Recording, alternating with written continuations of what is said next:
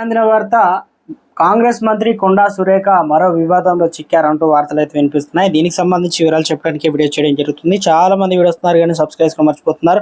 దయచేసి channel subscribe చేసుకొని bell icon all పైన ట్యాప్ చేయండి. ఇటువంటి ఇంపార్టెంట్ ఇన్ఫర్మేషన్ మిస్ అవ్వకుండా మీ ఫోన్ నోటిఫికేషన్ వస్తుంది. చాలా మంది మీరు చూస్తున్నారు కానీ లైక్ చేయడం లేదండి. దయచేసి లైక్ చేయండి. ఇన్ఫర్మేషన్ అందరూ కూడా మనం రీచ్ చేసిన వారు అవుతాం.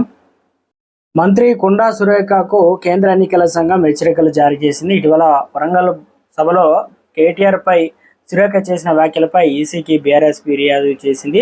బీఆర్ఎస్ ఇచ్చినటువంటి ఫిర్యాదును పరిశీలించిన ఈసీ సురేఖకు నోటీసులు జారీ చేసింది. స్టార్ క్యాంపెయినర్గా మంత్రిగా ఉన్నటువంటి నేపథ్యంలో మరింత బాధ్యతగా ఉండాలని నోటీసులు జారీ చేసింది.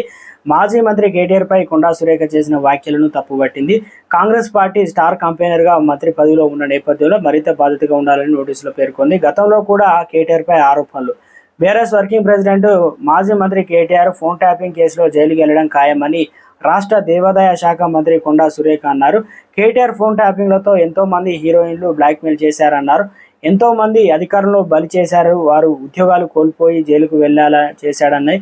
ఇక ఎన్నికల దగ్గర వస్తున్నా కాబట్టి కేసీఆర్ ఫామ్ హౌస్ నుంచి బయటికి వచ్చాడు తప్ప రాష్ట్రం సర్వనాశనం అయిపోతుంటే ఏనాడు కూడా బయటకు రాలేదని ఆమె విమర్శించారు.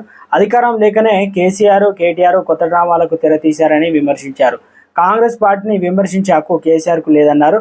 కేసీఆర్ పాలనలో ధనిక రాష్ట్రాన్ని తీసుకెళ్లి అప్పులు పాలు చేశారని విమర్శించారు. కవిత మద్యం కేసులో జైలులో ఉందనే విషయాన్ని వారు మర్చిపోయారని కొండా సురేఖ ఎద్దేవా చేశారు. దీంతో మరోసారి ఈ రకంగా వ్యాఖ్యలు చేయడం, ఇక ఊహించని విధంగా బీఆర్ఎస్ ఫిర్యాదు చేయడం, నోటీసులు అయితే స్పష్టంగా మరోసారి ఊహించని విధంగా